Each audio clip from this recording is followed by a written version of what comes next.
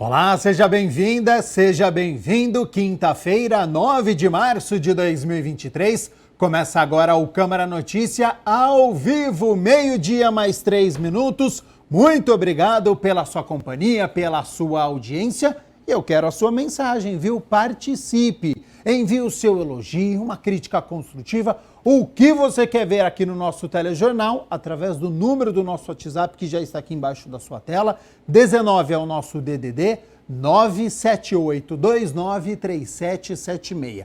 Ou você tem a opção de enviar uma mensagem através do nosso QR Code. Como é que ele funciona? Está com o seu celular aí perto? Pegue o celular, abre a câmera como se fosse tirar uma foto mesmo. E com a câmera do seu celular apontada aqui, ó, para este QR Code, você já tem acesso, já aparece uma mensagem aí no seu celular, o WhatsApp da TV Câmara Campinas. Você aperta e pode enviar a sua mensagem, que a gente conversa ao vivo nesta quinta-feira. Confira a partir de agora os destaques de hoje.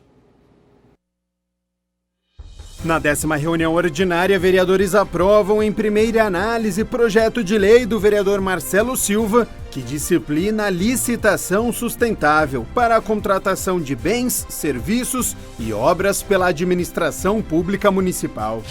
Comissão de Constituição e Legalidade se reúne pela terceira vez e analisa 14 projetos que estavam na pauta. Câmara encerra a participação na campanha SOS Chuvas com a arrecadação total de quase 4 toneladas de roupas e alimentos. E você sabe quais são os desafios de um engenheiro sanitarista? O quadro Se Liga na Profissão acompanhou o dia a dia de um profissional. E olha só, a Secretaria Municipal de Cooperação nos Assuntos de Segurança Pública inaugurou uma sala lilás itinerante no Shopping Parque das Bandeiras, local para acolher mulheres que são vítimas de violência doméstica, com guardas municipais femininas preparadas para receber e dar orientações dedicadas a este tipo de situação. Então, sobre esta parceria, o programa Guarda Amigo da Mulher, o trabalho que é desenvolvido, eu aciono o repórter André Aranha, que está no shopping e tem as informações. Então, André, seja bem-vindo e boa tarde. É isso aí, boa tarde para você, boa tarde para todo mundo, Gabriel, que está acompanhando o Câmara Notícia. Bom, foi inaugurada ontem a Sala Lilás aqui no shopping, não é? Parque das Bandeiras, que fica na Avenida John Boy do Lope, aqui na cidade de Campinas.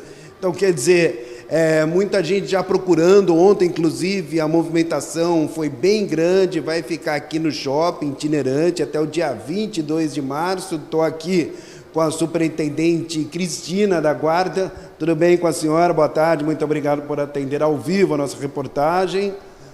Boa tarde, André. Boa tarde a todos que nos assistem. Bom, como que vai funcionar aqui a Sala Lilás? Conta pra gente, por favor. A Sala Lilás, ela faz parte do programa Gama. Então, agora, exatamente no Dia Internacional das Mulheres, que foi ontem, nós comemoramos 2 anos da criação da Sala Lilás. Nós criamos esse espaço itinerante da Sala Lilás aqui no shopping, exatamente para a gente divulgar a Sala Lilás, que faz parte do nosso programa de acolhimento às mulheres vítimas de violência. Então, aqui na Sala Lilás, nós estaremos aqui, a partir de ontem até o próximo dia 22, nós estaremos aqui, a Guarda Municipal de Campinas, através do programa Gama, estará aqui para receber, para instruir, para informar as mulheres que passarem aqui pelo shopping a respeito da existência desse espaço de acolhimento para mulheres vítimas de violência. Bom, para o pessoal entender direitinho, a Sala Lilás ela já existe, não é? O ponto fixo no centro, né, de Campinas. Isso, a Sala Lilás ela está localizada desde o dia 8 de março de 2021. Ela existe na base central da Guarda Municipal, Moraes Salles com o Regente Feijó. E a Sala Lilás faz um trabalho itinerante o ano todo, mas especificamente nesse ano a gente está aqui durante esses 15 dias fazendo esse trabalho no Shopping Parque das Bandeiras de modo itinerante também. Serão somente 15 dias aqui. Depois a gente volta para a base do centro e a gente volta com um trabalho itinerante na área central, nos bairros, nas regiões, também dos bairros de Campinas, a gente também faz esse trabalho durante todo o ano, mas é um dia só. Aqui a gente estará por 15 dias. Bom, aqui qual o horário de funcionamento? Das 12 horas às 8 horas da noite, às 20. Como você disse, quem pode procurar? Mulheres que são vítimas... Todas as mulheres vítimas de violência podem doméstica. procurar a Guarda Municipal através da Sala Lilás. Aqui é um espaço de acolher essas mulheres. As mulheres que já têm medida protetiva vêm para a Sala Lilás e aqui a gente faz a inclusão dessas mulheres, elas passam a ser nossas assistidas e recebem todo o nosso auxílio durante esse ciclo de violência enquanto ele perdurar. As mulheres que não têm ainda as medidas protetivas, mas são vítimas de alguma espécie de violência, seja ela psicológica ou física também, a gente consegue encaminhar essas mulheres em todo o processo até que elas tenham a medida protetiva e a gente consiga inseri-las no programa. Bom, são profissionais certamente bem preparadas para atender essas mulheres, né? Sim, toda a equipe do programa Gama está apta a atender as mulheres vítimas de violência, passaram por treinamento e instrução nesse sentido, para que a gente dê a essas mulheres, exatamente nesse momento tão difícil que elas estão vivendo, o acolhimento que elas precisam. E também o programa Gama, ele faz parte de uma rede protetiva do município de Campinas. O município de Campinas possui uma rede protetiva e a gente consegue, através da rede, dar o apoio psicológico, assistencial, também ajuda essas mulheres que têm a dependência econômica e isso faz com que elas fiquem presas no ciclo de violência. Através da rede protetiva, a gente consegue reinserir essas mulheres no mercado de trabalho para que elas retomem sua vida. Importante demais, né? Mais alguma coisa que a senhora queira falar para a gente? Acho que é importante que as mulheres que nos assistem saibam que pode contar com a Guarda Municipal, através do programa Gama, para romper esse ciclo de violência, para mudar de vida. A gente está aqui para te acolher, para te instruir. Se você precisar bater um papo, conversar com a gente, para que a gente te instrua, te conduza nesse processo. Muitas mulheres chegam até nós e não conseguem identificar que está nesse processo de violência. E a gente consegue acompanhar e orientar essas mulheres para que elas rompam, saiam desse ciclo e retomem suas vidas. Muito obrigado pela entrevista. Obrigada.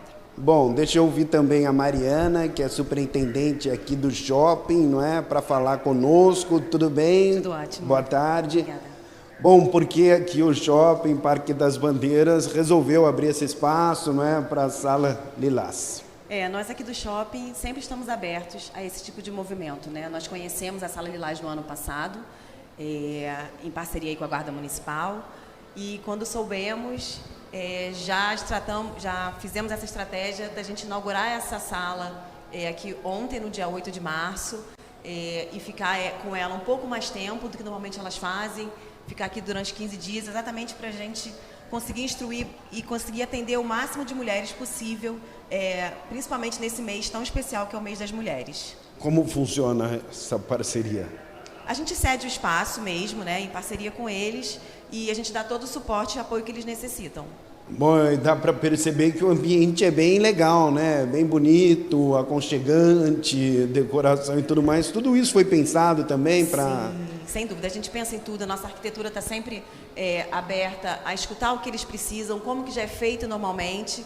E a gente também acaba colocando um pouquinho o nosso gosto, o nosso palpite e tenta fazer de maneira que essa sala realmente fique bastante acolhedora para esse projeto. Bom, como ela disse, então vai ficar até o dia 22 de março aqui no shopping, é isso? Exato. Inaugurou ontem, fica até o dia 22 de março, de meio-dia às 20, de segunda a sábado.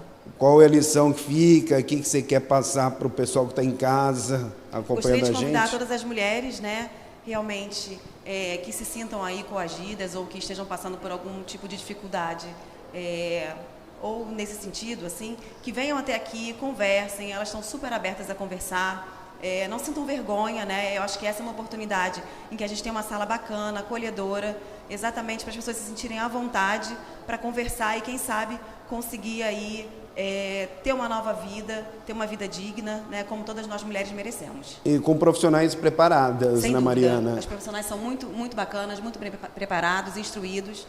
Então, realmente vale a pena vocês virem até aqui, conhecer o trabalho e entender um pouquinho mais também. Vamos lá, então. Confirmando, fica aqui até o dia 22 de março, horário? De meio-dia às 20, de segunda a sábado. Valeu, muito obrigado pela entrevista. Obrigada. Bom, é isso aí. Super importante, né, Gabriel? aqui a Sala Lilás, então, no Shopping Parque das Bandeiras, que fica aqui na Avenida John Boyd Lopes, na cidade de Campinas. Portanto, confirmando a informação, itinerante até o dia 22 de março. Eu volto com você, Gabriel Castro. Sem sombra de dúvidas, André, a gente sabe que é um assunto delicado, é complicado falar sobre violência doméstica, mas é necessário. Principalmente o que disse a Elaine Cristina, que é superintendente da Guarda Municipal, para encerrar este ciclo de violência.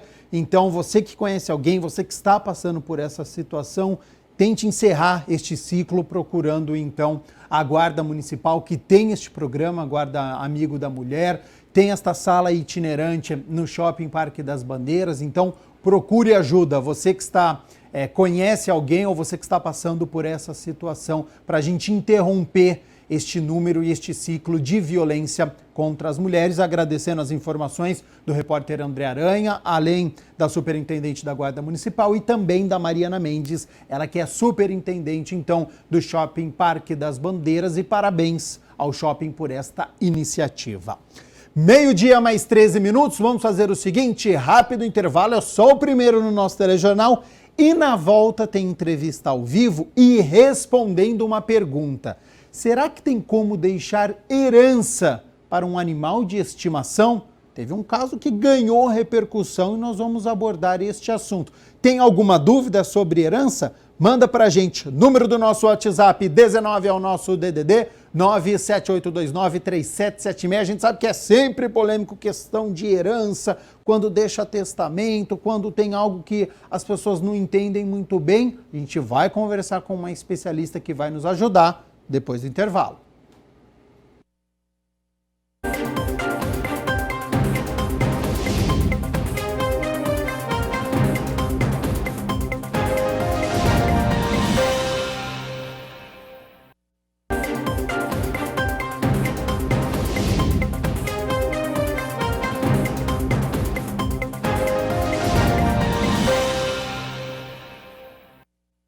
Câmara Notícia de volta ao vivo nesta quinta-feira, 12:00 mais 17 minutos. E olha só essa história. A escritora Nélida Pinhon, primeira presidente da Academia Brasileira de Letras, faleceu aos 85 anos. Deixou 4 imóveis em um mesmo prédio na Zona Sul, lá do Rio de Janeiro.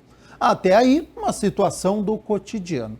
Mas o que chamou a atenção foi que os imóveis teriam sido deixados para as cachorrinhas da ex-escritora, e aí virou um debate se os apartamentos poderiam ou não serem vendidos enquanto os animais estivessem vivos. Será que é possível transferir bens diretamente para animais de estimação?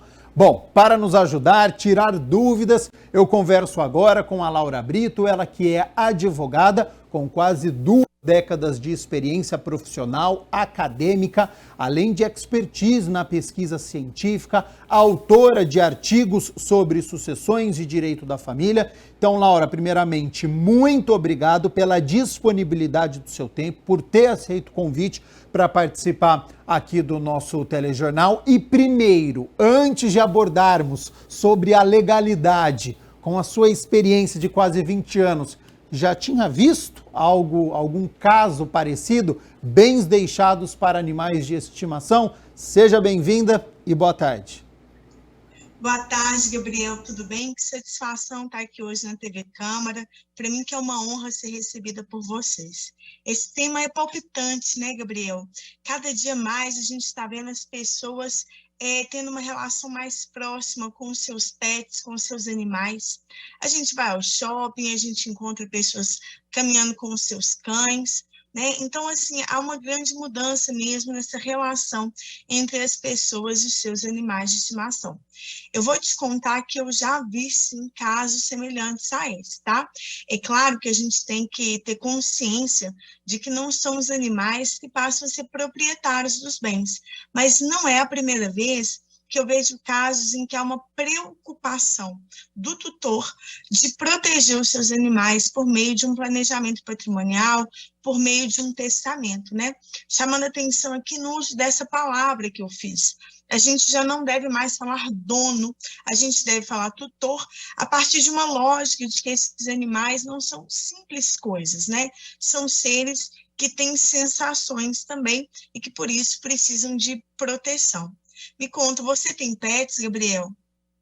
Eu não tenho pets, mas eu tenho um aquário que tem peixes lá, Laura. Então, sem sombra de dúvidas, você pode ter uma preocupação com a permanência, né, e com os cuidados do seu peixe, que é um pet, né, é um animal de estimação, ainda que menos tradicional que os cachorros e os gatos. Então, alguns tutores, eles têm uma preocupação de, na sua falta, esses animais manterem um padrão que eles já vivem, né? Então, por exemplo, em relação aos gatos, eu também não tenho cachorros nem gatos, mas a gente sabe que os tutores dos gatos, eles têm uma preocupação de que os gatos permaneçam no mesmo lugar, né? Dizem que ele se apega ao local onde ele mora. Ou no caso dos cachorros, uma manutenção da qualidade da ração, da quantidade de passeios, ou em todos esses casos, do padrão, por exemplo, da clínica veterinária que frequenta, da higiene, do acesso a tratamentos medicamentosos. Então, a partir disso, algumas pessoas têm feito um planejamento patrimonial para que seus bens fiquem sob a tutela de pessoas de sua confiança, que manterão, essa qualidade de vida dos seus pets. Isso faz sentido para você? Sem sombra de dúvidas, né? Existe essa preocupação dos tutores com os animais de estimação, às vezes não tem uma rede de apoio e por isso essa preocupação e que nós vamos abordar aqui ao longo do nosso programa. Repercutindo ainda este caso específico da ex-escritora, da Nélida Pinhon, no mínimo eu achei incomum, curioso, né? Porque são 4 imóveis que teoricamente teriam sido deixados para os animais de estimação. Respondendo a nossa pergunta, que nós estamos até aqui no GC, para quem está acompanhando em casa, os animais de estimação podem ser beneficiários? Nos explique essa situação, porque se essa moda pegar o judiciário, vai ter uma dor de cabeça por aí, Laura. Gabriel, esses bens, eles não passam a ser de propriedade desses animais. Não é possível no Brasil que animais sejam proprietários de bens. O que acontece é que quem recebe esses bens é essa pessoa de confiança, recebe os bens e cuida dos animais, né? Isso tanto pode ser feito por um testamento, pelo que a gente chama de um legado com encargo. Então, eu deixo bem o bônus com um ônus, que é o encargo de cuidar dos animais. Ou eu posso deixar para determinada pessoa com quem eu tenho essa relação de confiança, né, dentro de uma lógica de uma determinação moral de que essa pessoa mantenha o padrão desses animais. Não sabemos qual dos dois casos qual dos dois caminhos foi escolhido pela escritora Nélida Pinhon, mas ela deixou os apartamentos, na verdade, para sua assistente, com a determinação de que ela cuidasse dos animais. Então, é importante que a gente tenha ali, primeiro de tudo, uma relação de confiança com quem ficará responsável por isso, seja porque será dada a ela um encargo junto com a herança, ou uma determinação de cunho moral, de que essa pessoa cuide desses animais em razão do recebimento dessa herança. Então, no caso da Nélida, não são 4 apartamentos no Rio para os cachorros, mas 4 apartamentos para a sua assistente, para que ela cuidasse desses animais. Sobre este assunto, então, caso a Nélida tenha deixado, então, para a assistente com uma condição de que, enquanto os animais estiverem vivos, os imóveis não poderão ser vendidos. Isso tem validade? O que ela colocar lá tem que ser seguido ou existem brechas e aí a assistente, a cuidadora, dependendo de uma determinada situação, pode alterar, pode vender este imóvel, este apartamento? Ora, se nós estivermos falando de um testamento que deixa os bens com encargo, é uma obrigação legal, precisa ser cumprida, tá? A vontade de quem deixa o testamento, ela é muito relevante, ela deve ser levada em consideração e ela deve sempre ser cumprida. Agora, se a gente estiver falando de uma uma questão moral, né? Se ela estiver apenas recomendado, aí realmente a gente está no aspecto de um cumprimento dentro da ética. A gente não sabe, eu não tive acesso ao testamento de Nélida Pinhon, com certeza, para que os bens vá para a sua assistente, houve um testamento, mas eu não sei como que está exatamente a redação, né, Gabriel? A gente imagina que seja um legado com encargo, e se for isso mesmo, essa assistente ela é obrigada a cumprir as determinações de cuidado e manutenção do padrão de vida desses pets. Então, efetivamente, é uma coisa legal, isso é possível legalmente. Agora, Laura, e se a pessoa que adquirir através de um inventário desse testamento uma propriedade e às vezes achar que o condomínio é caro ou está com algum problema e ela não vai conseguir ficar com esse imóvel? O que acontece? Ela recebe do inventário um imóvel ou às vezes, por exemplo, nesse caso precisa cuidar dos animais, mas ela fala, eu não tenho condições de cuidar deste animal. E aí, o que acontece? Bom, é claro que o cumprimento dos encargos, né, caso haja um legado com encargo, precisam ser condizentes com a realidade. Nesse a gente não tem dúvida, se são 4 imóveis no Rio de Janeiro, é possível cuidar dos pets, né? Se eles ficarem em um imóvel, ainda existem 3 que possam fazer frente a essas despesas. Mas é sempre baseado na possibilidade real.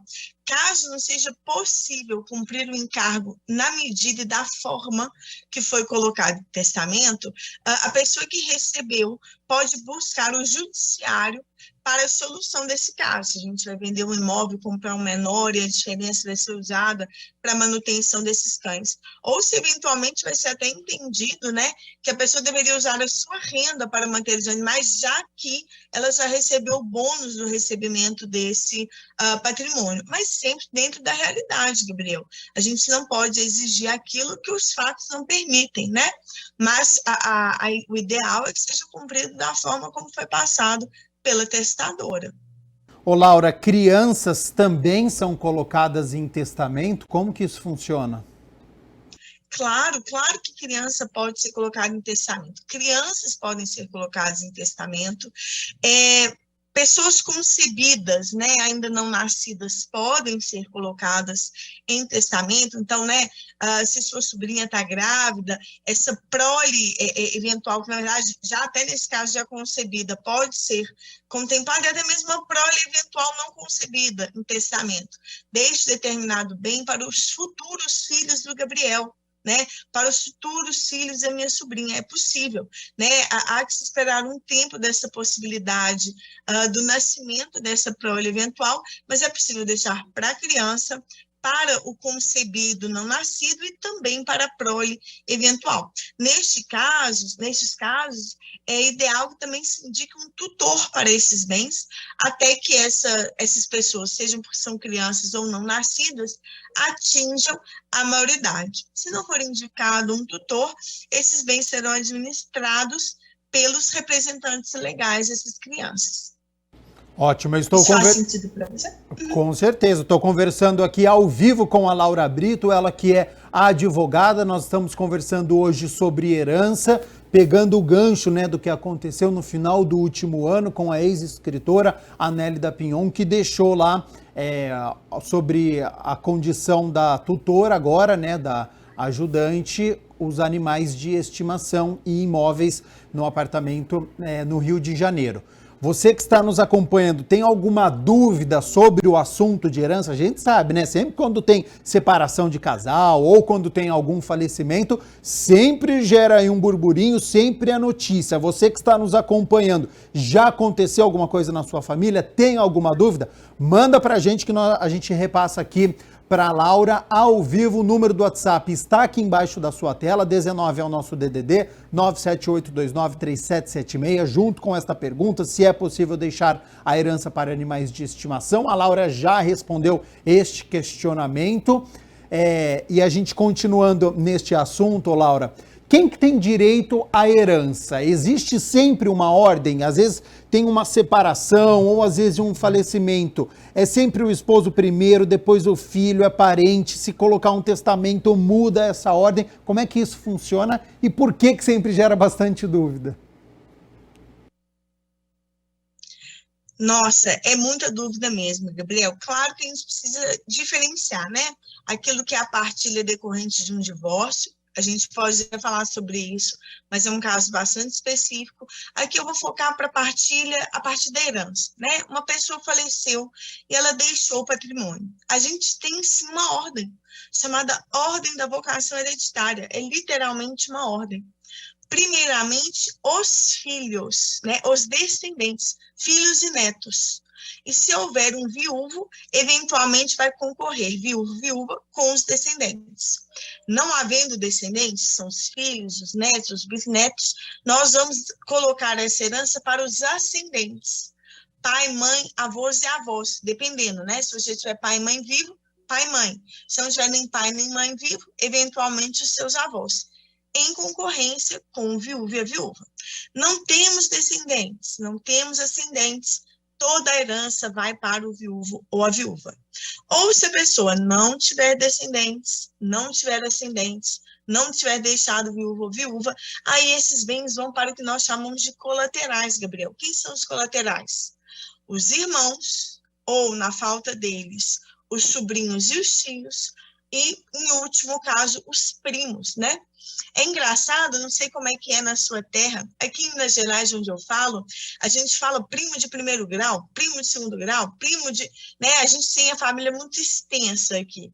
Mas, na verdade, esse primo, que a gente chama de primeiro grau, né? Que é o filho dos nossos tios, o nosso primo já é parente de quarto grau. E ele é o último parente na linha sucessória. Depois disso, não é mais herdeiro. Então, a gente tem os descendentes, os ascendentes, o cônjuge ou companheiro, né? Aquela pessoa com quem a gente vivia.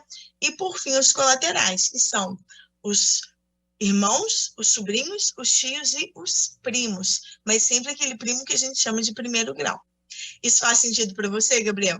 Sem sombra de dúvidas. Aqui também a gente fala primo de segundo grau, às vezes até terceiro grau, mas é importante. Então, né, para o judiciário, então, ele já é considerado quarto grau, porque antes tem essa questão hereditária, né? Agora, ô Laura, neste caso que você citou, por exemplo, então houve um falecimento, existe uma herança. Caso a pessoa não tenha deixado um testamento, isso é automático para essa ordem que você citou? Ou sem o testamento há alguma mudança? Bom, não havendo testamento, essa é a ordem sempre e obrigatória, tá, Gabriel? Agora, quanto ao testamento, a gente precisa ver se essa pessoa, quais são os herdeiros dela. Se ela tiver descendentes, filhos, netos, bisnetos, ela pode deixar em testamento só metade dos bens dela.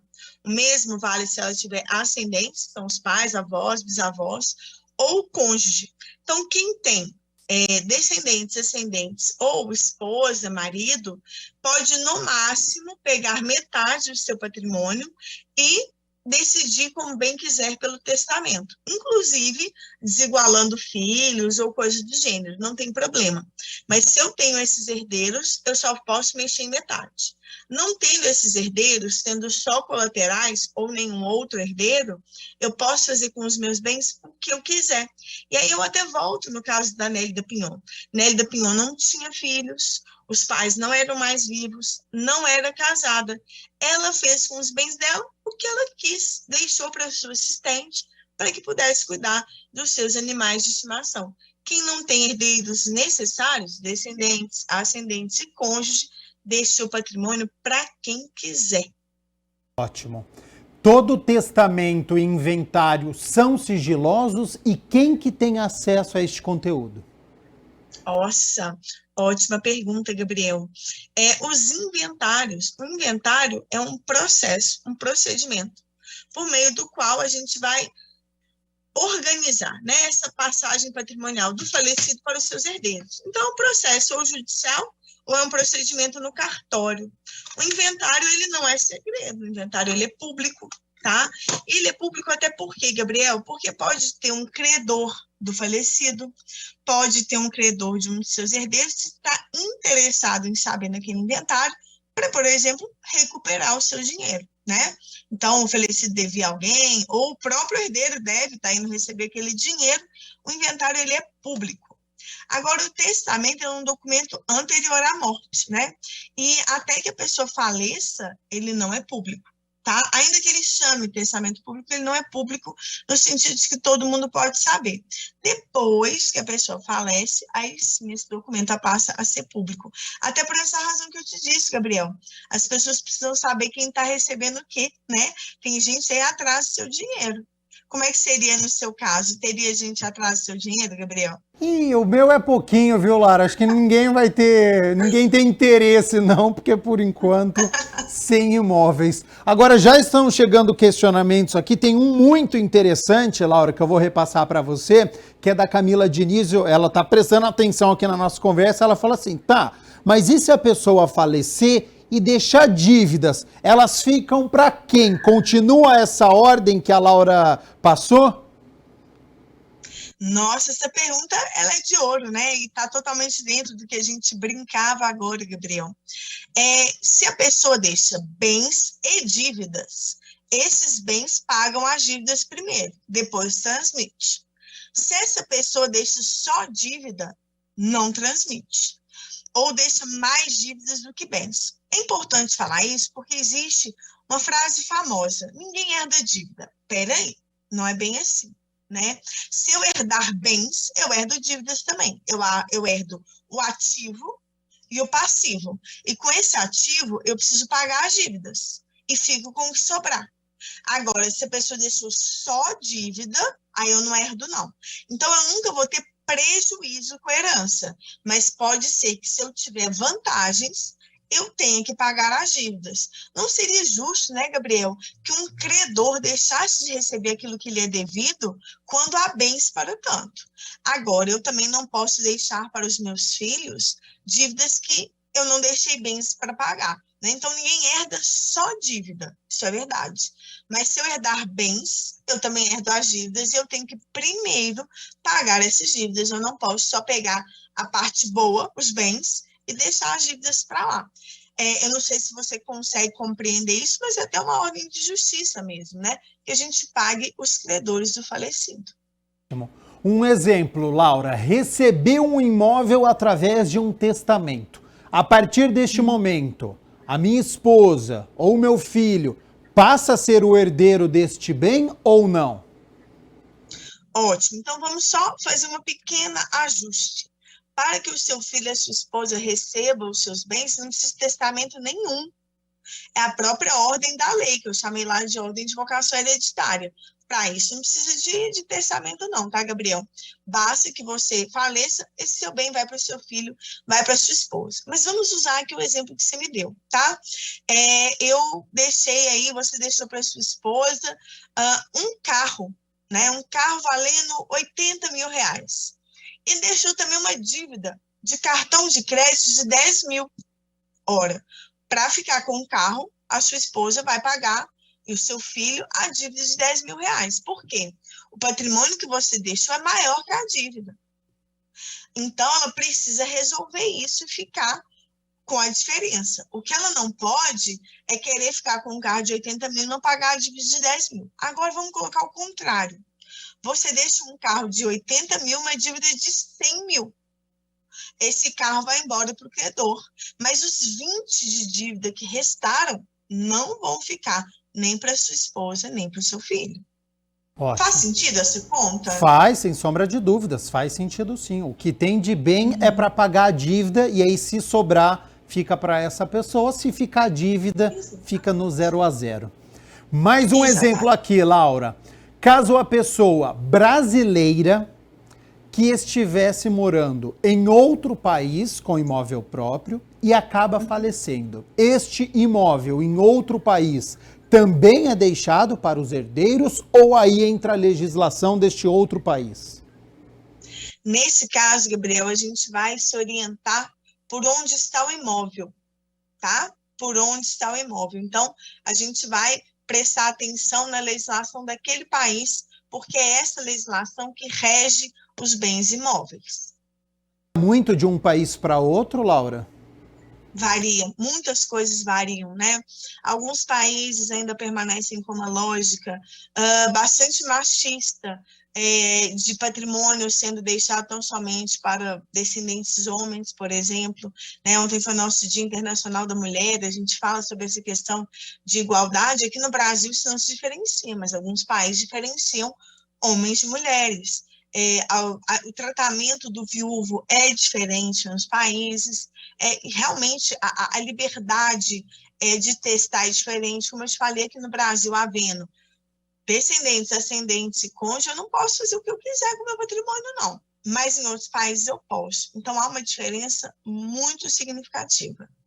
Muito mesmo. Ô Laura, sobre este assunto de herança e sobre os direitos também, são assuntos que constantemente passam por adaptações ou essa é uma lei antiga e aí é só um ou outro artigo que vai mudando aqui e ali?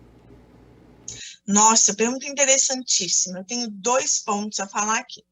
A nossa legislação sobre herança é de 2002. Nós estamos completando 20 anos de sua eficácia no Brasil, porque ela é de 2002 e entrou em vigor em 2003, né? 20 anos aí que nós estamos sobre as mesmas regras sucessórias. 20 anos é um tempo que, para a maioria das pessoas, é muito tempo. Para o direito, isso é relativamente recente ainda. Há muito o que discutir. Essa legislação está aí bem firme. É o Código Civil. O problema é que ela, a todo tempo, é interpretada pelos tribunais. E essa interpretação, ela sim se altera ao longo do tempo. E nós tivemos alterações significativas ao longo desses 20 anos. Por exemplo, antigamente, se eu era casada com um falecido, era de um jeito. Se eu vivia em união estável com ele, era de outro. Hoje, a partir de uma interpretação do tribunal, entendeu-se que não podia fazer essa diferença. Então, hoje, se eu era casada ou vivia em união estável, a herança vai ser da mesma forma. Certo? Apesar de recente, você entende que ela é defasada, precisa ter ajustes ou ela está ok do jeito que está hoje? Ela está bem, alguns detalhes eventualmente precisam de ajustes, mas a nossa legislação cumpre a sua função, viu, Gabriel? A gente organiza adequadamente a nossa sucessão e um ponto ou outro merecia uma revisão, mas nada demais, nada que precise afligir os telespectadores da TV Câmara. Realmente alguns detalhes técnicos, às vezes, que para nós são relevantes em termos sucessórios. Para a gente poder encerrar, e só para não deixar uma resposta, a Mariana está perguntando aqui sobre herança em caso de separação. Por que tem tanto problema? Por que a gente vê tantas notícias quando isso acontece? Bom, Mariana, quando a gente separa, não é herança, chama partilha também, tá? Mas existe a partilha em razão de um divórcio, de uma separação, e existe a partilha em razão de uma morte. A gente conversou até agora sobre a partilha em razão do falecimento de uma pessoa. E em razão do divórcio, é uma outra partilha. E por que a gente discute, né? Porque a gente tem um hábito de não conversar de dinheiro quando vai casar, Mariana. Não sei se você é casada, não sei nem se Gabriel é casado, mas o ideal é que antes da gente casar, a gente fale de dinheiro. Que a gente faça perguntas do tipo: se você ganhar mais do que eu e adquirir um patrimônio que seja em nome de nós dois, te incomoda partilhar isso? Como a gente vai partilhar o nosso padrão de vida? O que você pensa sobre partilhar patrimônio? Se a nossa conversa for no sentido de que não, olha, eu quero que o que é meu, o que é seu, a gente escolhe um regime de bens. Se falar, não, o que a gente constrói junto é dos dois, é outro regime de bens. Por isso, gente, se você está casando, fale de dinheiro com o seu noivo, com a sua noiva. Fale de dinheiro sobre o que é importante para você. E, se possível, claro, procure um advogado para ajudar vocês nesse planejamento financeiro do seu casamento. Porque é um planejamento que vem das decisões de dinheiro, mas também é um planejamento que o advogado pode te ajudar. Você já é casado, Gabriel? Eu moro junto há 5 anos, Laura, então já é um casamento, né?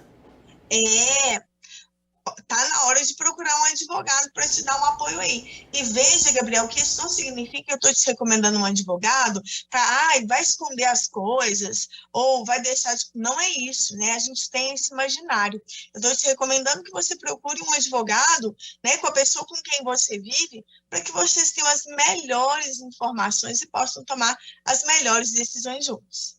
Eu vou fazer isso para não ter problemas no futuro. Laura Brito, advogada, muitíssimo obrigada pela disponibilidade do seu tempo, todas as informações que foram passadas aqui. Tenho certeza que de grande valia para o nosso público, porque esse não é um assunto fácil, mas com as suas explicações tenho certeza que está todo mundo muito bem informado. Já faço o convite aqui para uma próxima oportunidade para você retornar aqui no nosso telejornal e fica aberto aí para suas considerações finais. Eu gostaria muito de agradecer a oportunidade, né? Eu acho que as pessoas têm mesmo que procurar informação, e esse serviço que a TV Câmara fez hoje é um serviço importantíssimo para a sociedade, de trazer informação, né, e de esclarecer essas dúvidas. Muito obrigada e uma boa tarde. Essa é a nossa missão, nós aqui agradecemos. Boa tarde a Laura, participando ao vivo nesta quinta-feira aqui do Câmara Notícia para falar sobre herança. 12:00 mais 45 minutos, hora das notícias aqui da Metrópole de Campinas. E olha só, hein? Parceria entre Shopping e Secretaria de Assistência Social arrecada absorventes para mulheres em situação de vulnerabilidade. A Secretaria Municipal de Assistência Social, Pessoa com Deficiência e Direitos Humanos e o Campinas Shopping estão promovendo a campanha Ciclo do Bem, que busca arrecadar e distribuir absorventes íntimos. A campanha Ciclo do Bem é uma campanha para arrecadação de absorvente e itens de higiene pessoal para as mulheres, aqui da região de Campinas. Essa campanha, a gente está com o apoio da Prefeitura, da ONG Mulher de Fases e do SEAMO. Todo o absorvente, os itens, né, de higiene para mulheres são arrecadados e vão para a ONG, e a ONG Mulher de Fases, ela vai distribuir para as meninas aqui da região de Campinas que se encontram em vulnerabilidade. O que acontece? Tem uma pesquisa recente que meninas entre 10 e 19 anos, elas não têm acesso aos itens de higiene e principalmente o absorvente. Então a gente veio com essa campanha, com o apoio da Prefeitura, com a ONG Mulher de Fases, para ajudar essas mulheres que se encontram nesse estado aqui na região de Campinas. As doações serão encaminhadas ao Centro de Referência e Apoio à Mulher, o SEAMO, e entregues às usuárias do próprio serviço e do Sistema Único de Assistência Social, o SUAS. Bianca Lima, da equipe do marketing do shopping, explicou como fazer sua contribuição. A campanha ela vai até dia 31 de março. O ponto de arrecadação fica próximo à Renner, no piso G1. Então, qualquer pessoa que passar pelo shopping pode vir aqui, deixar o absorvente, o item de higiene pessoal dentro dessa caixa. E pelo shopping também tem comunicações pelos totens digitais, explicando sobre a campanha, e nas nossas redes sociais também, tem explicando como funciona a campanha de arrecadação aqui no shopping. Esse já é o segundo ano da campanha, que teve bastante adesão até o momento. A secretária de Assistência Social, Vandecleia Moro, comentou sobre a importância dessa iniciativa. É muito importante, nós temos entendido que política pública é feita com parceria, e nós temos a parceria do poder público com a sociedade civil, shopping representado, e a população campineira, que é originalmente muito solidária. Então essa campanha Ciclo do Bem vai arrecadar absorventes íntimos e fará a entrega para as mulheres atendidas no nosso Centro de Atendimento da Mulher Vítima de Violência, que é o SEAMO. É uma parceria muito importante, embora vivamos numa sociedade e numa cidade tão evoluída, temos ainda núcleos de vulnerabilidade e, infelizmente, ainda temos mulheres que não têm acesso a esses itens de higiene fundamentais. O Bem Campinas, que tem caráter suplementar e provisório, vai atender pessoas impossibilitadas de arcar economicamente com situações de nascimento, morte, vulnerabilidade e estado de calamidade pública. No lançamento do programa, a Câmara Municipal de Campinas foi representada pela vereadora Débora Palermo.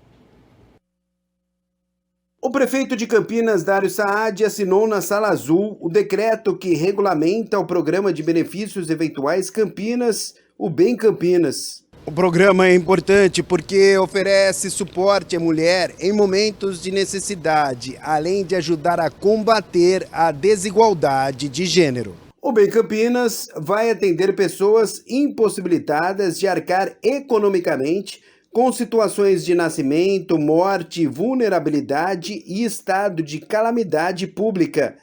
Depois de 30 anos da lei do SUAS, que é o Sistema Único de Assistência Social, os benefícios eventuais são regulamentados através de um decreto em Campinas.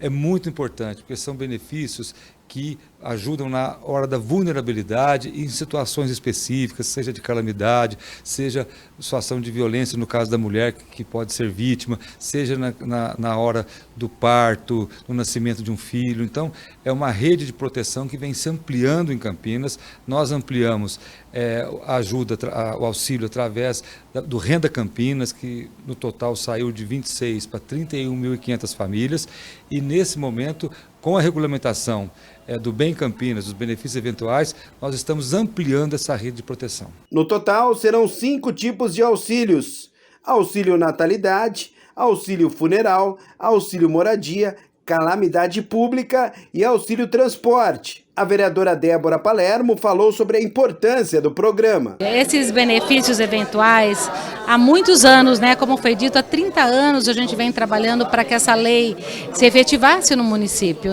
que garante proteção, recurso financeiro para essas famílias em vulnerabilidade e risco, que em momentos de calamidade, de nascimento de filho, funeral, elas precisam de um suporte, um aporte financeiro para superar e continuar seguindo em frente.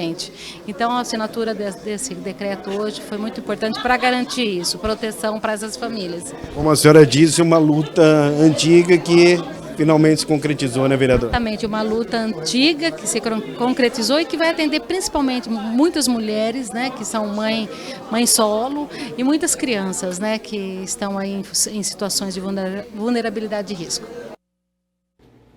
12:00 mais 51 minutos, hora das notícias do Legislativo, e o vereador Paulo Búfalo protocolou um projeto de lei para alterar e atualizar a legislação que criou o PROAMB, a realidade de mudanças climáticas e maior frequência de eventos climáticos extremos.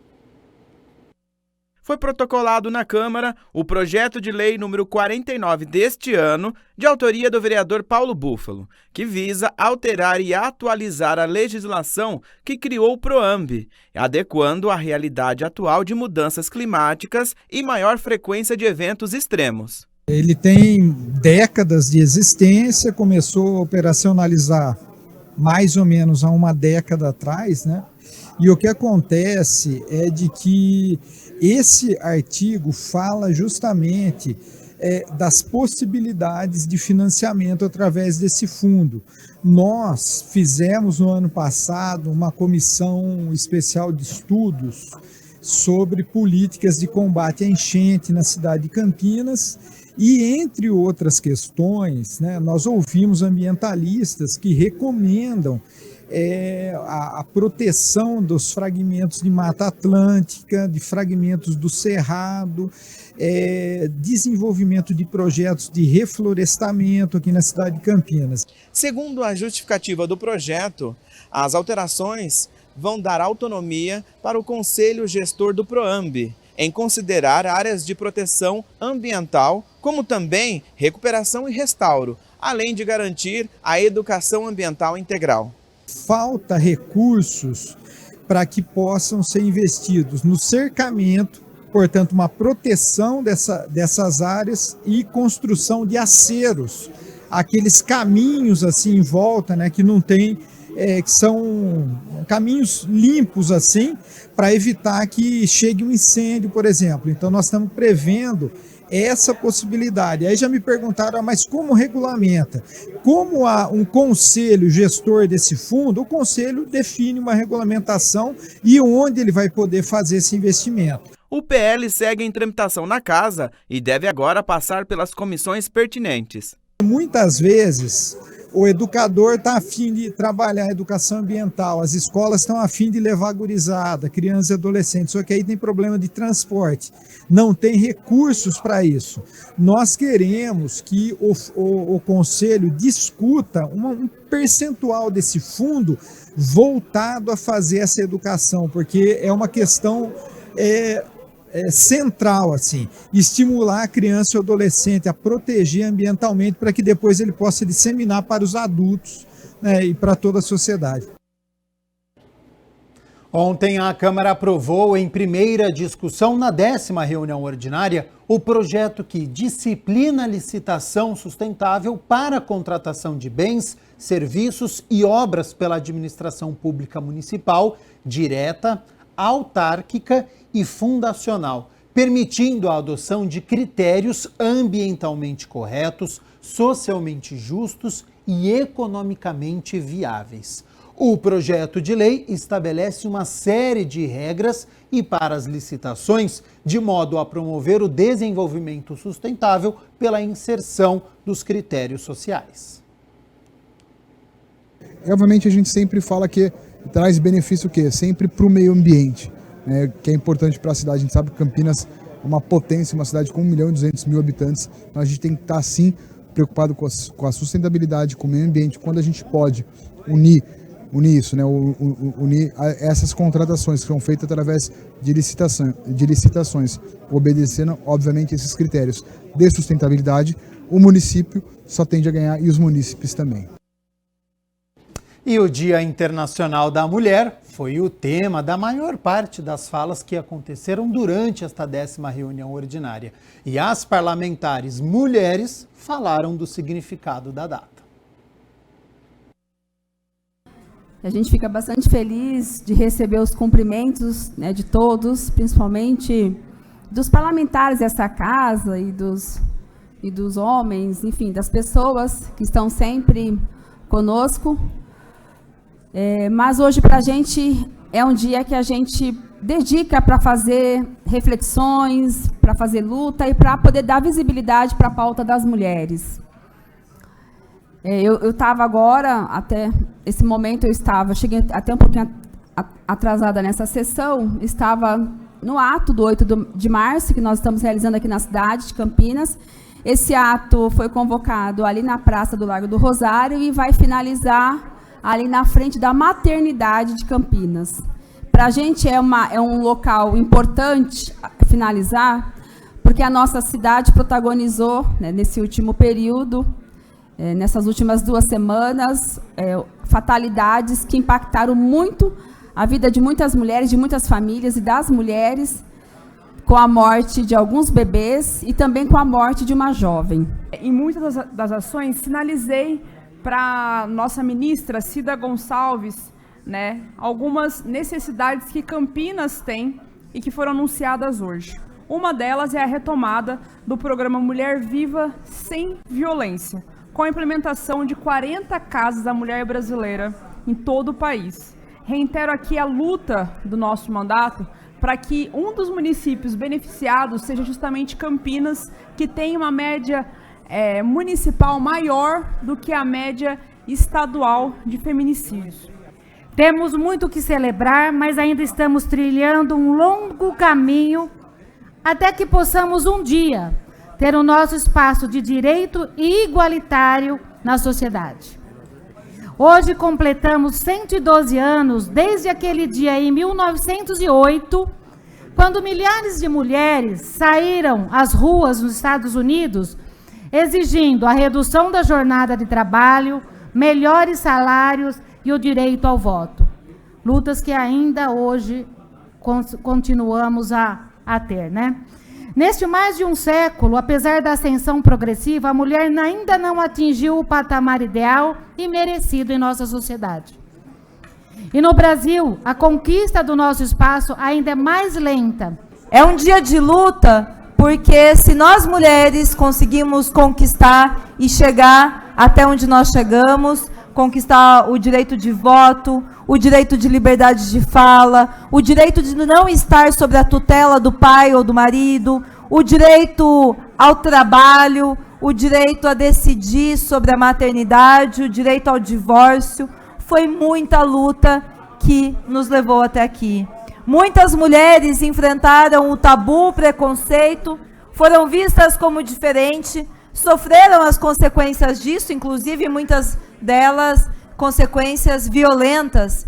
Lembremos aqui que muitas mulheres foram assassinadas, foram perseguidas, foram mortas para que a gente conquistasse os direitos que nós temos. A íntegra da 10ª reunião ordinária você confere no youtube.com/TV Câmara Campinas. E a homenagem, os discursos que os vereadores fizeram ao Dia Internacional da Mulher é o tema do programa Na Tribuna desta semana, que vai ao ar amanhã, na sexta-feira, às 6 horas da tarde. E olha só, o vereador Paulo Búfalo protocolou um requerimento solicitando informações a respeito da obra no Centro de Educação Infantil Sônia Maria de Castro Pérez, que fica no Jardim Maria Rosa. Na tarde da última terça-feira, a caixa d'água da unidade caiu da estrutura que a sustentava. Felizmente, sem causar vítimas por conta do horário. Para que nós pudéssemos observar a responsabilidade técnica pelas obras e também ter detalhes sobre as condições tanto da obra como da entrega dessa obra. Lembrando assim que é uma obra que recentemente começou a ser usada, uma obra nova.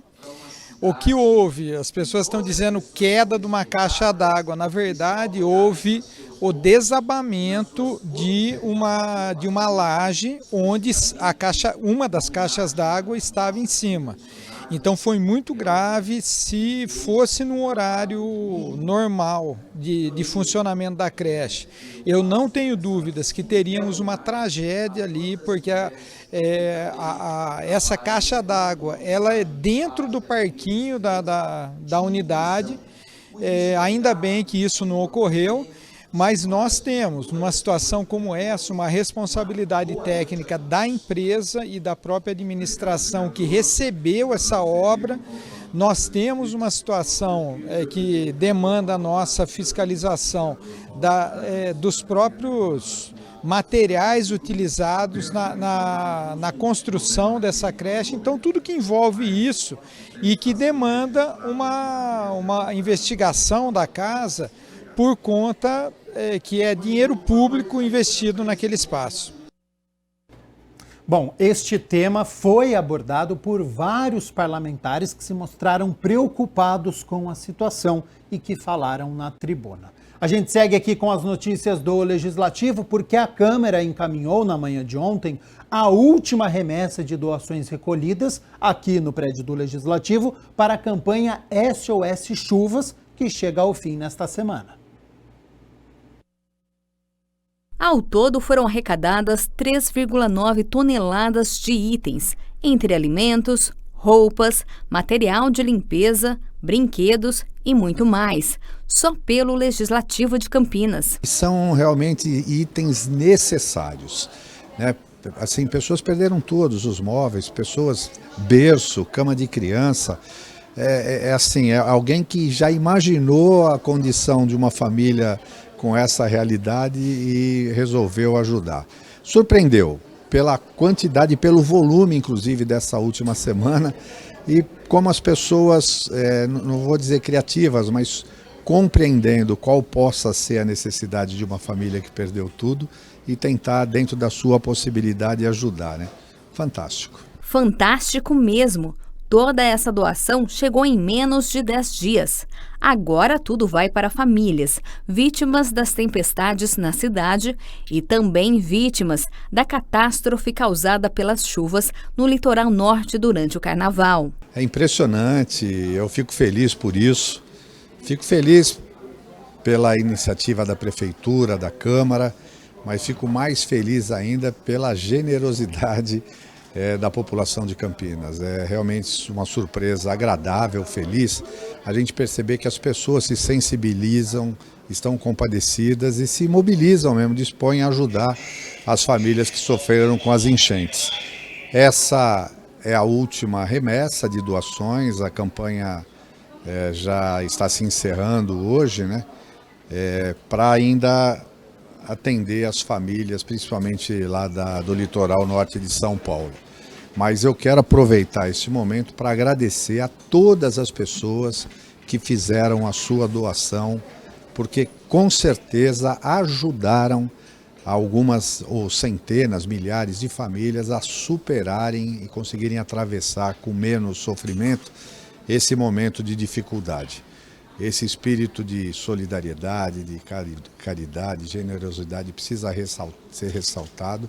E quero pedir que Deus abençoe a todos vocês. Foi preciso uma força-tarefa dos funcionários da Prefeitura para colocar tudo na van que ficou lotada. A campanha SOS Chuva chega ao fim, mas sempre que precisar da Câmara... Todos os vereadores, né, todos os nossos funcionários, vai continuar atenta e sempre que preciso mobilizar a sociedade, nós queremos ser um vetor. Nós queremos dar o exemplo com as nossas doações pessoais, mas também utilizar os instrumentos que a gente tem para fazer que essa mensagem possa chegar a toda Campinas, né? Então, esperamos que não precisemos mobilizar para a tragédia. Mas nós temos a campanha de inverno, né, para ajudar as pessoas a atravessar o inverno. Muitas vezes nós temos o Dia das Crianças, o Natal, que são momentos que, independentemente de estar passando por uma situação de tragédia, permitem, né, que a gente mantenha aceso esse espírito de generosidade e de solidariedade, né? Até exercitar isso é bom. Quanto mais você exercita, fortalece. Então a Câmara vai estar atenta e procurando contribuir sempre que necessário. E ontem também, mais à tarde, a Comissão de Constituição e Legalidade se reuniu pela terceira vez no ano para analisar 14 projetos que estavam na pauta. Destes, 5 tiveram o pedido de vistas. Confira como foi. 14 projetos foram discutidos na terceira reunião ordinária da Constileg, a Comissão de Constituição e Legalidade da Câmara. Presidida pelo vereador professor Alberto, os parlamentares Carmo Luiz, Cecílio Santos, Felipe Marquesi, Nelson Osseri e Mariana Conte acompanharam os pareceres favoráveis à continuidade da tramitação, mas 5 deles, inclusive que tiveram pareceres contrários, receberam pedidos de vistas. O pedido de vista é um direito que o vereador tem de estudar melhor, que você chega o momento de você votar, de dar uma posição favorável ou contrário. Mas, às vezes, você recebe pressões de alguns segmentos, e isso é completamente democrático, não tem nada de anormal nessa caminhada. Ou dúvida no momento, às vezes a pessoa já tem uma predisposição de votar favorável ou contrário, mas na hora suscita uma dúvida. Poxa, mas será que eu entendi direito? Isso é muito comum. E a comissão tem mesmo essa dinâmica, né? Por isso que as pessoas podem pedir. Hoje eu percebi algo incomum, inclusive. 2 vereadores pedindo vista para o mesmo projeto, meio incomum. Cada vereador tem o projeto à disposição para que possa ser reanalisado por até 5 dias. E aí ele tem que devolver para a comissão. A gente encaminha para o próximo que solicitou vista. E eu vou tomar os cuidados como presidente, porque é prerrogativa minha dar, conceder ou não a vista. Eu vou tomar algumas atitudes que impeça qualquer tipo de atitude que eu perceba que seja apenas para segurar o projeto. Não pode começar a pedir vista apenas para prorrogar, para não colocar o projeto à discussão, até porque tem outros instrumentos. O autor pode pedir urgência também, né? E aí escapa do nosso trabalho. Eu só tomo esse cuidado e explico para o nosso telespectador da Câmara que é um direito do vereador pedir vista para ele dirimir eventuais dúvidas, inclusive fazer um parecer contrário se ele quiser. Lembrando que você pode assistir na íntegra toda a discussão e o parecer dos projetos no YouTube da TV Câmara Campinas. 1h mais 10 minutos, vamos fazer o seguinte, rápido intervalo e na volta A Viviane, a nossa repórter, já está aqui nos nossos estúdios. Você já vê na sua tela, é o nosso quadro de saúde. Então, aquela substituição, mas continue aqui que o nosso intervalo é rapidinho, viu?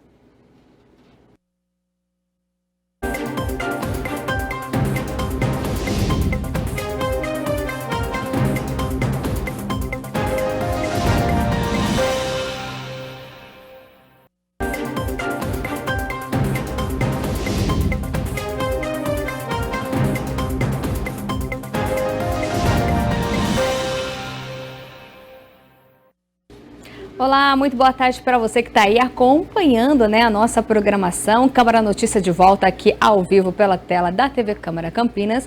Gabriel deu aquela saidinha porque agora chegou aquele momento da gente falar um pouquinho sobre saúde, dentro do quadro Saúde Agora, que hoje é ao vivo.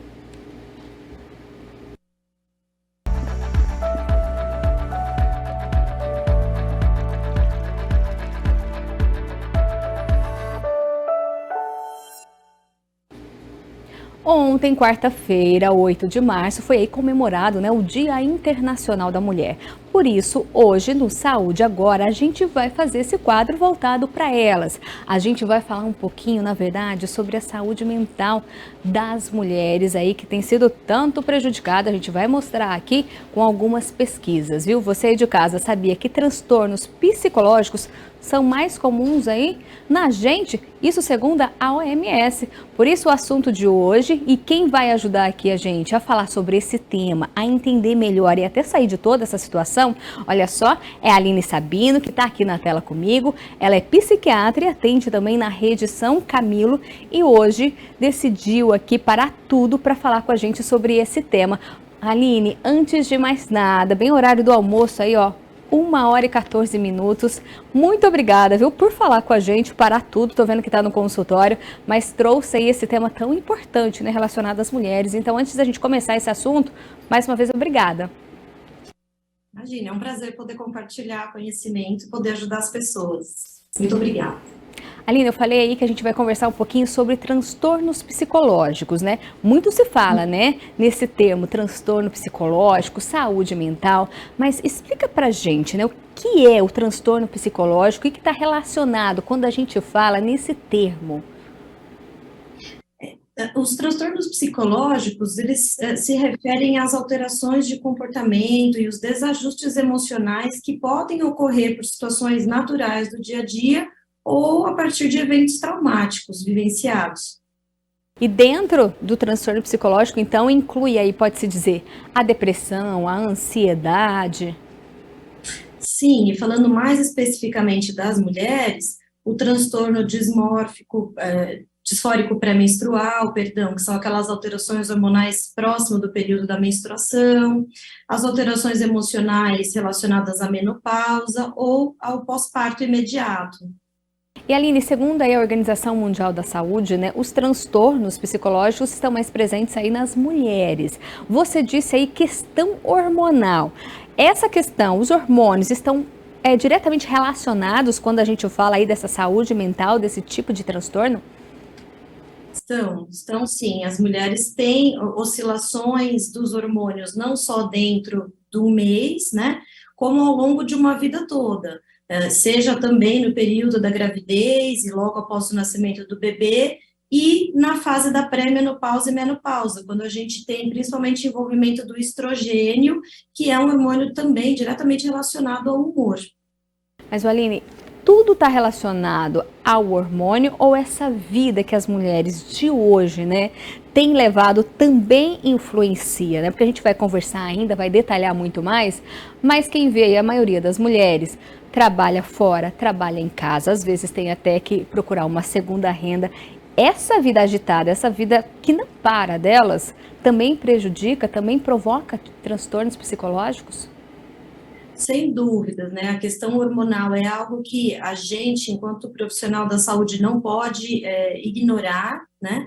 Mas as mulheres, elas estão muito mais suscetíveis a violências psicológicas, a eventos traumáticos ao longo da vida, pela jornada dupla de trabalho, que já vem mudando um pouco, com os homens participando mais em casa, mas a gente sabe que não é a realidade da grande maioria.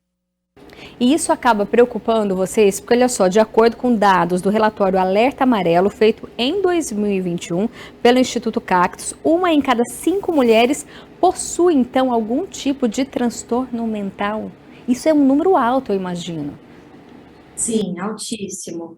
Isso tem, reflete a dificuldade no acesso ao tratamento, ao preconceito, né, com alguns sentimentos, emoções e comportamentos, e principalmente com a falta de esclarecimento, né, e a falta de autocuidados, em especial durante a pandemia, que muitas mulheres deixaram de cuidar, né, de outras áreas do seu corpo e agora estão doentes, e isso também promove mais depressão, mais ansiedade, um estresse pós-traumático.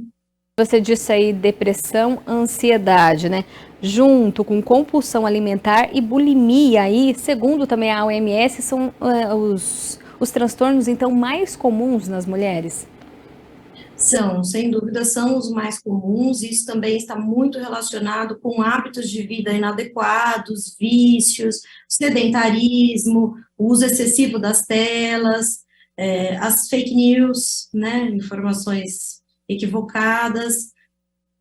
O que acontece, Aline, com a mulher que está sofrendo algum tipo de transtorno? Normalmente, assim, a gente sabe que cada caso é um, mas no geral, você como profissional, quais são os principais sintomas que ela começa a ter?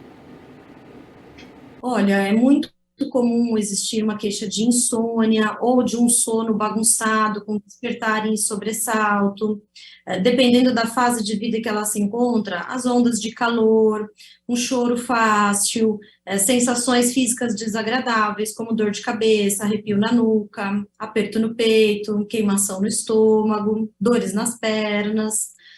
E aí as alterações de apetite, principalmente, de interesse sexual e de capacidade de manutenção da vida como um todo. Você disse numa resposta anterior, ainda existe um certo preconceito quando a mulher acaba tendo algum desses sintomas. Tem gente que ainda acha que é frescura? Bastante. Infelizmente, muitas pessoas não entendem que vai além de questões hormonais, a gente está falando de neurotransmissores, né, de genética, que também interfere, e no estilo de vida. Né, nós estamos aí acumulando pelo menos 2, 3 anos de memórias traumáticas, difíceis de serem vivenciadas. Então, é importante ter esse olhar delicado para a mulher e não julgá-la por não estar bem, né? A própria mulher, ela acaba percebendo que ela não está bem, ou nessa agitação acaba achando que tudo isso é normal? Ou acaba achando que tudo isso é normal, ou entra numa paranoia de que se considera insuficiente, de que todos os outros conseguem, mas ela não. O que vão pensar dela se ela falar que está tomando um medicamento, que vai ao psiquiatra? Tudo isso faz com que ela se afaste dos tratamentos ou demore muito a procurar ajuda. Como saber, então, Aline, que está na hora de procurar ajuda? Olha, sempre que você não está se sentindo bem, né, consigo, com o estilo de vida que você está levando, quando percebe que está tendo dificuldade nos relacionamentos com seus entes próximos ou nas relações profissionais, alterações no seu ritmo de sono, dificuldade de emagrecer, de manter uma rotina saudável, e dificuldade na relação com os filhos, né, são sinais de que você deve buscar uma orientação psicológica e uma avaliação psiquiátrica para saber se é um candidato a tratamento medicamentoso ou não. Você falou aí questão de filhos, né? Quando a gente está falando aí de transtorno mental, o que você vê na prática? São mulheres que têm filhos ou aquelas que não têm filhos também sofrem toda essa pressão? Por justificativas diferentes, mas ambas são afetadas, né? E, infelizmente, o que a gente ainda vê muito são mulheres que fazem um papel de pai e de mãe, além de serem as grandes provedoras da casa, e não terem espaço, oportunidade para olhar para elas próprias, para cuidar delas próprias, pela falta de apoio. Atualmente, a grande dificuldade é a fragilidade social e de suporte familiar. E falando em filho, toda essa situação pode ser prejudicada aí durante a gravidez, que tem mais hormônio, e também no puerpério? Pode sim. A gravidez, quando não desejada, não planejada, ou quando conturbada ao longo do seu curso, pode sim aumentar a possibilidade de algo que já é esperado por conta dessa oscilação hormonal logo após o nascimento do bebê, e a mulher se vendo sem saída, sobrecarregada nos cuidados com a criança, quebrando aquela romantização do pós-parto, ela pode facilmente deprimir ou ter comportamentos de automutilação, abuso de substâncias e até tentativa de suicídio. E quando a mulher vai para esse tratamento, já está na fase aí de pedir ajuda, o tratamento dela é diferenciado dos homens? A gente ainda tem a relação hormonal, nesse caso também entra quando a gente fala de tratamento?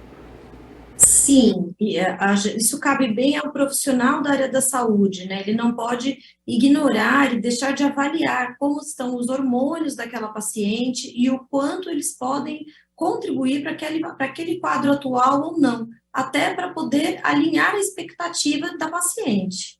E Aline, é verdade, pode-se dizer assim, que a cada momento da vida ou até a cada momento do ciclo aí da mulher, ela vai estar apresentando sintomas diferentes também? Tudo está relacionado, então? Sim, de acordo com o nível hormonal, né, e a fase de vida que você está passando. Então, no início da vida adulta, você tem o boom dos seus hormônios sexuais, o ápice, a dificuldade no controle do impulso, uma propensão aumentada a um sexo desprotegido, quando não bem orientada.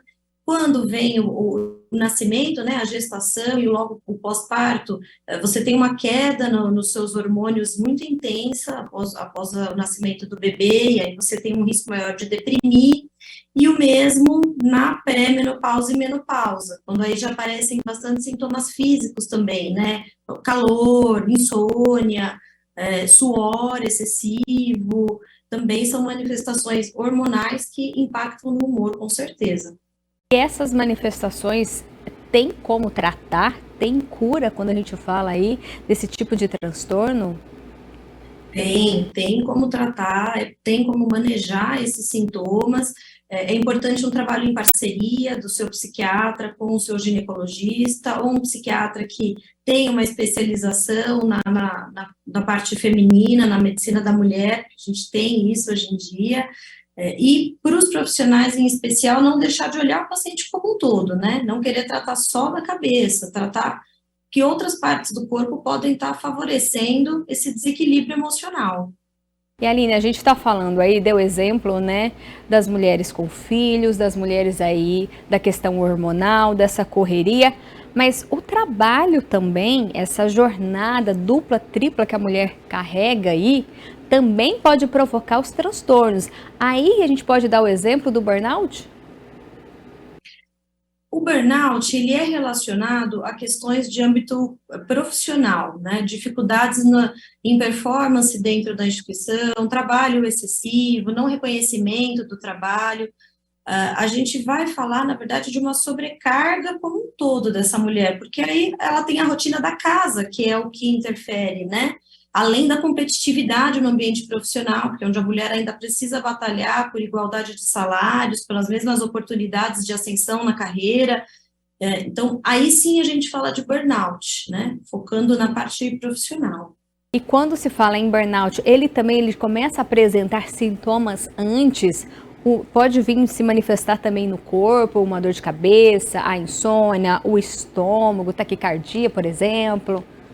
Sem dúvidas.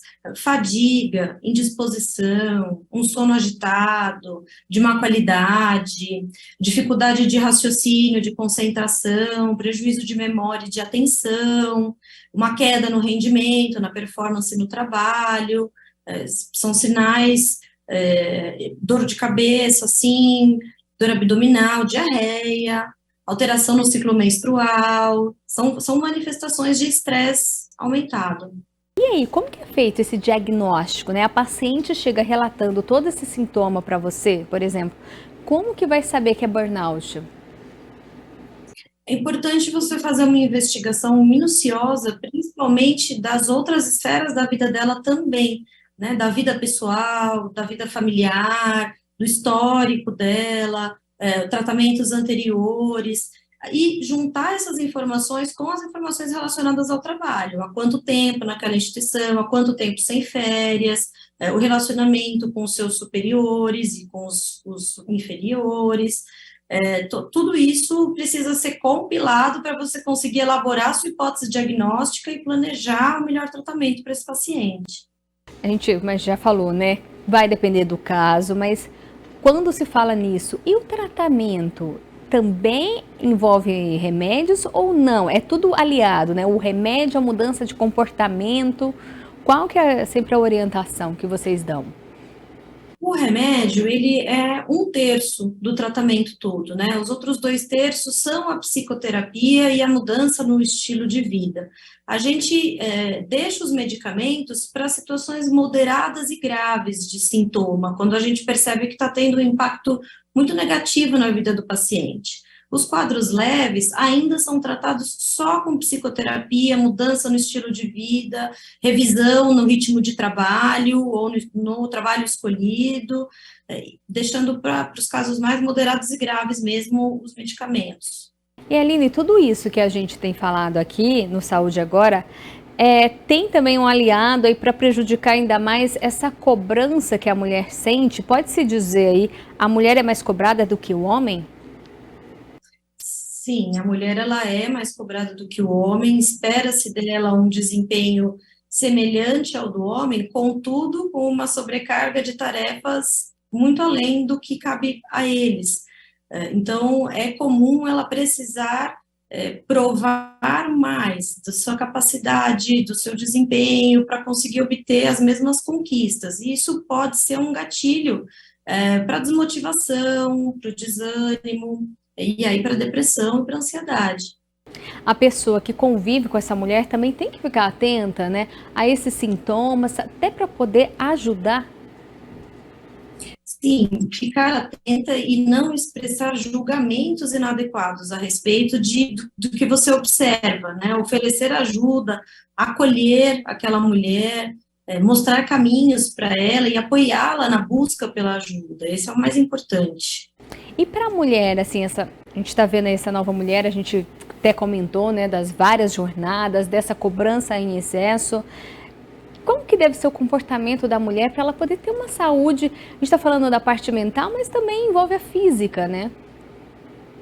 Sem dúvida, assim, não deixar de reservar o seu horário para a sua atividade física, tomar muito cuidado com a alimentação. Diversos alimentos podem elevar o nível de cortisol, podem elevar a possibilidade de câncer, então ficar muito atenta à sua dieta, fazer exames periódicos, né, não abandonar mais, como aconteceu aí na pandemia, o acompanhamento com ginecologista, com geriatra, com clínico, a depender da idade de cada uma, não deixar de olhar para si, né, se colocar também como prioridade, saber que ela precisa estar bem e saudável, já que ela quer dar conta dessa família, desses filhos e desse trabalho. Doente ela não vai conseguir, né? Você falou aí de querer dar conta de tudo, né? Também é preciso entender que ninguém é de ferro, que ninguém é a Mulher Maravilha que vai conseguir abraçar o mundo.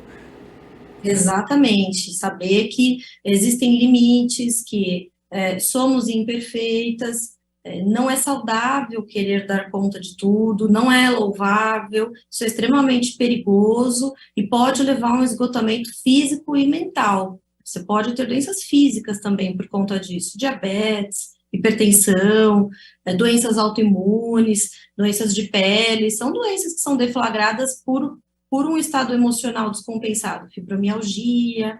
Por isso a importância de olhar sim para o seu emocional, para não ter outras doenças físicas. Você aí que atua diretamente, né, com as mulheres nessa área da saúde, né, ainda precisa se falar sobre isso, né? A gente até comentou aqui, tem preconceito até por parte das mulheres que têm vergonha de falar, ainda preciso mostrar, né, que precisa se cuidar, que precisa se ajudar, que não é necessário dar conta de tudo, como a gente acabou de falar. Até na parte das empresas, os homens precisam entender, em casa também. Sim, exatamente, que não é fraqueza, que não é frescura, entender e respeitar esse ciclo de gestação da mulher, que é algo que a gente vê ainda muito frequentemente nas empresas, essa pressão pelo não engravidar, ou esse questionamento de qual a sua intenção em ser mãe ou não ser mãe, isso ainda entra em pauta, e isso deixa a mulher extremamente ameaçada, insegura, né, em investir na carreira profissional, se tornando dependente de alguém, se sentindo limitada, insuficiente. A gente precisa quebrar esses paradigmas, né, e as empresas olharem para essa mulher com todos esses potenciais que ela tem e com a história natural de vida de qualquer pessoa feminina. Na semana, a gente está aí na semana, né, da mulher, né, como você disse, ainda é preciso muito se falar. Eu queria até que você deixasse um recado, né, como profissional, lidando todos os dias aí com esses problemas que a gente tem. Normalmente, o que você fala para sua paciente quando chega aí? Queria que você deixasse seu recado, né? Ontem foi o Dia Internacional da Mulher, a gente está aí nessa semana, mas que ainda tem muito que se fazer, né? Sem dúvida. Eu costumo usar muito o exemplo que a gente usa, que a gente ouve no avião, né? As instruções de você colocar a máscara em você para depois colocar no outro e ajudar outras pessoas. A lógica é a mesma. Não deixar de olhar para si própria, buscar sempre a prevenção, fazer exames periódicos, sejam ginecológicos ou de qualquer outra área do corpo, buscar psicoterapia de apoio e colocar os seus filhos também em psicoterapia, para que eles tenham um espaço para uma evolução emocional saudável, investir no estilo de vida, alimentação saudável, atividade física, meditação, e se isso for insuficiente, buscar sim um acompanhamento psiquiátrico sem preconceito. E conseguindo fazer tudo isso, né, dá para ter uma vida aí com a mente sã, corpo também saudável? Com certeza, isso faz aumentar muito a expectativa de vida e o que é mais importante, a qualidade de vida. Não adianta viver muito, mas sem qualidade, né? Tá aí, então, o recado da Aline Sabino. Ela é psiquiatra, atende na Rede São Camilo e fez questão de falar com a gente sobre esse assunto nessa semana, né, tão importante. Aline, eu quero agradecer a sua participação ao vivo aqui no Câmara Notícia. Muito obrigada, eu que agradeço. Então, mais uma vez, muito obrigada. E olha só, você de casa, nada de mudar de canal, porque o Câmara Notícia ainda não acabou. A gente vai para aquele rápido intervalo, é o tempo de fazer aquela troca. Gabriel vai estar de volta aqui, porque ainda tem muito conteúdo para você. É já já.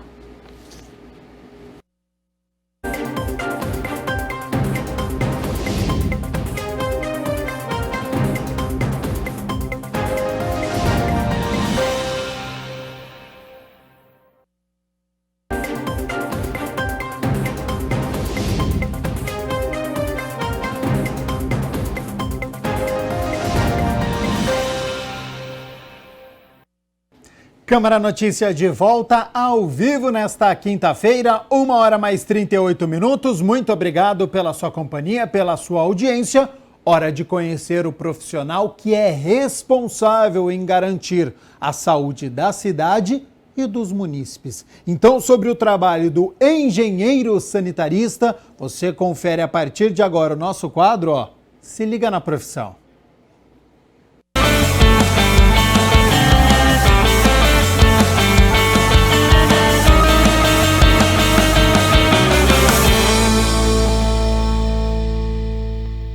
Foi a partir da conferência Eco 92 do Rio de Janeiro que a profissão de engenheiro sanitarista ganhou destaque, devido à preocupação com o meio ambiente que envolve o tratamento e destino dos efluentes e resíduos gerados nas cidades. Com a aprovação da Lei Federal de Saneamento Básico em 2007, novos investimentos na área trouxeram uma boa oportunidade para quem quer ingressar na carreira. A maior parte das oportunidades ainda está relacionada ao setor público, mas o engenheiro sanitarista também pode atuar em empresas particulares ou mistas, que trabalham com saneamento, tratamento de resíduos ou efluentes. Olá, estamos no ar com mais uma edição do Se Liga na Profissão e hoje a gente vai falar daquele profissional que cuida da nossa cidade. Já sabe de quem eu estou falando? Não, o engenheiro sanitarista, isso mesmo. E para a gente bater um papo sobre esse profissional, nós convidamos aqui o Sinésio, que é engenheiro sanitarista e vai falar para a gente. Sinésio, tudo bem? Tudo bem. Tudo jóia. Sinésio, quem é esse profissional? É o profissional responsável pelo saneamento no modo geral, né? De uma cidade, de uma indústria, E, por exemplo, ele pode ser responsável por uma estação de tratamento de água, estação de tratamento de esgoto, drenagem urbana e aterros sanitários. Ele também é responsável pela elaboração e implantação do sistema. A gente nem imagina, né?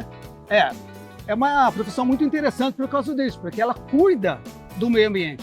Ela cuida como? Tratando os resíduos, os poluentes, os contaminantes.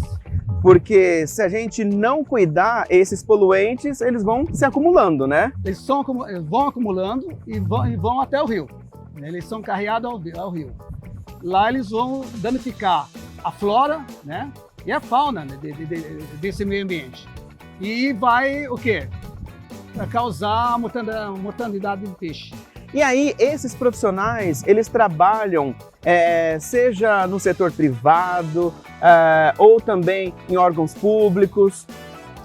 Então, os profissionais dessa área, eles podem trabalhar nos órgãos ambientais, cidades ou indústrias, né? Porque na indústria também tem esses resíduos que precisam ser tratados.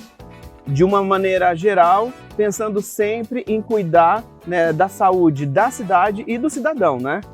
Exatamente, tudo visando a qualidade de vida. Agora, para se tornar um engenheiro sanitarista, né? O que é preciso? Fazer uma faculdade?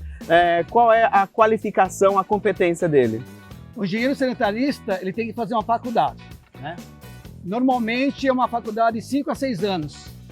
É o tempo para concluir o curso. Isso inclui também uma pós-graduação? Não, a pós-graduação você faz depois. E aí, essa pós-graduação seria o quê? É um complemento, é uma especialização? Exatamente. É uma especialização do saneamento. E aí, além desses trabalhos que você já comentou aqui pra gente, né? As atribuições deles, né? Cuida também, tem um conhecimento da parte química? Exatamente. Ele pode operar uma estação, né? Porque a operação da estação, ela é um processo químico. Então essa operação ele pode também efetuar. O Sinésio estava contando para a gente, né, dessa qualificação, dessa competência, né, e muito tempo de trabalho. Muito tempo de trabalho. Carreira longa, não é, Sinésio? Carreira longa. Quanto tempo já na área? 25 anos como engenheiro sanitarista e 35 anos na área de saneamento. Já viu muita coisa? Já, viu? Bastante. Então conta pra gente aí, tem alguma curiosidade, alguma situação, seja uma situação boa ou uma situação não tão boa que você possa compartilhar com a gente? Porque é uma profissão de risco? Olha, toda profissão gera risco profissional, depende do lugar que ele está, né? Dentro de um processo químico, de uma indústria química. Mas, de modo geral, esses riscos são controlados. Controlados. São controlados. Mas é uma profissão bem segura, segura, tá ok? Tem que seguir, claro, as normas e usar, né, os equipamentos de segurança. Aqui fora, a gente está, aqui atrás temos a estação, sim, né? Eu estou aqui fora junto com o Sinésio, por isso não estou usando o capacete, porque não há necessidade, né? Mas entrou aqui dentro, tem que usar os equipamentos de segurança, né? Com certeza, tem que usar todos os equipamentos de segurança. Quais seriam esses equipamentos comuns com a sua profissão? Capacete, luvas, óculos de segurança, bota. Então, alguns equipamentos de uso individual que tem que usar. E além disso, o sistema de tratamento, eles têm os EPIs, né, que a gente fala coletivo, guarda-corpo, grades de segurança. E aí, você estava falando pra gente, né, dessas atribuições, qualificações, né, pessoal que gostaria de trabalhar. Como é que é o mercado, né? É um mercado em expansão, é um mercado que não está no momento legal? Como é que você avalia hoje para esse profissional que está entrando no mercado ou que deseja entrar? Então, é um mercado que vai crescer muito. Por quê? Porque o sistema de saneamento no Brasil ainda tem que crescer muito, né? Então, está muito no comecinho ainda, né? Então, o profissional dessa área ele vai ter muita oportunidade de fazer projetos e implantar esses projetos para o Brasil todo. Então, estamos no momento que quem tiver interesse, esse é o momento de se qualificar. quem tiver interesse e gostar da área do meio ambiente, isso faz parte do meio ambiente, e gosta de desafios, essa é a profissão. Quais são os desafios da profissão? Da profissão é a parte financeira, óbvio, né? E a parte política, para fazer os processos, né, a andar de acordo com a necessidade de cada município ou cada indústria. Então você precisa estar sempre em cima desses objetivos de tratamento de efluentes, tratamento de resíduos sólidos, tratamento de água, tratamento de esgoto. Então você precisa correr atrás disso. E a satisfação? Tem? Tem. Qual é o orgulho? Orgulho é você saber que uma cidade que nem essa, que tem mais de 1 milhão e 200 mil pessoas, está tomando a água que você está tratando. Olha que legal, né? Agora o pessoal de casa que se interessou pela profissão, Sinésio, como é que faz, né? Qual é o caminho das pedras? Então, tem que fazer vestibular, uma universidade, né, que tenha esse curso. Nós temos em Santa Catarina, acho que em Fortaleza. Deve ter umas 5 universidades no Brasil que tem esse curso de engenharia sanitária. Hoje o Sinésio, né, exerce um cargo de liderança, né? Isso, eu sou coordenador da ETA, de uma ETA, né? Uhum. Então o coordenador é responsável por toda a parte administrativa e operacional de uma estação. Aí dentro, né, de uma estação, né, quais cargos são possíveis, né? Então você entra como engenheiro sanitarista e aí você pode virar acompanhar, né, monitorar, fiscalizar, aí tem os cargos de liderança, são várias funções, né, que você pode exercer com a sua profissão. Sim, você depende de cada indústria, de cada empresa que trata faz o saneamento. Você entra como engenheiro, né, às vezes até como estagiário, e você vai crescendo, sempre pega sempre um cargo de chefia, depois um cargo de gestão, que é um coordenador, gerência, diretor, até um presidente de uma empresa pode ser. Muito legal, vale a pena? Vale a pena. Pessoal, então, que ficou interessado, ó, ele já falou aqui, tem que fazer a faculdade, né, de engenharia, fazer toda a especialização necessária e aí depois é só exercer a função, só né? trabalhar e muito. Valeu, Sinésio. Valeu. Nós ficamos por aqui e esse foi mais um Se Liga na Profissão. Até mais.